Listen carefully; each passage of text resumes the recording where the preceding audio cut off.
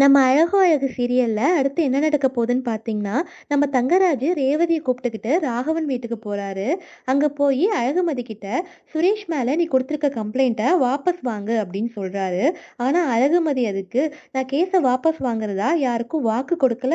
அதனால கேஸ வாபஸ் வாங்க மாட்டேன்னு" கெத்தா சொல்லிடுறாங்க. இத கேட்டு தங்கராஜு டென்ஷன் ஆயிடுறாரு. உடனே நம்ம ராகவன் அழகுமதி கிட்ட, "சுரேஷ் வேலைக்கு போறதுல உனக்கு அக்கறை இருக்கா இல்லையான்னு" கேட்குறாரு.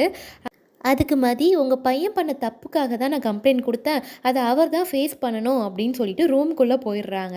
உடனே ராகவன் தங்கராஜு கிட்ட, "இப்படி ஒரு பொண்ண பார்த்து சுரேஷ்க்கு கல்யாணம் பண்ணி வச்சுட்டீங்களே மாப்பிள" அப்படின்னு சொல்லி கோவமா கேட்குறாரு. அதுக்கப்புறம் சுரேஷும் ரூம்குள்ள போயிட்டு மதிக்கிட்ட, "எனக்கு உன்ன சுத்தமா பிடிக்காது. ஆனாலும் நான் உன்ன கல்யாணம் பண்ணிக்கிட்டது எதுக்கு தெரியுமா? என்னோட வேலைக்காக தான்" அப்படின்னு சொல்லிட்டு, "நீ பொய் கம்ப்ளைண்ட் குடுத்ததா சொல்லி, என் மேல குடுத்த கம்ப்ளைண்ட்ட வாபஸ் வாங்கு" அப்படின்னு சொல்றாரு. உடனே மதி அதுக்கு, "நீங்க என் ஸ்டூடண்ட்ட அடிச்சதா நானே கிரியேட் பண்ணதாவா சொல்ல முடியும்? நீங்கலாம் எப்படிங்க போலீஸ் ஆனீங்க?" அப்படின்னு சுரேஷ பார்த்து கேட்டுர்றாங்க.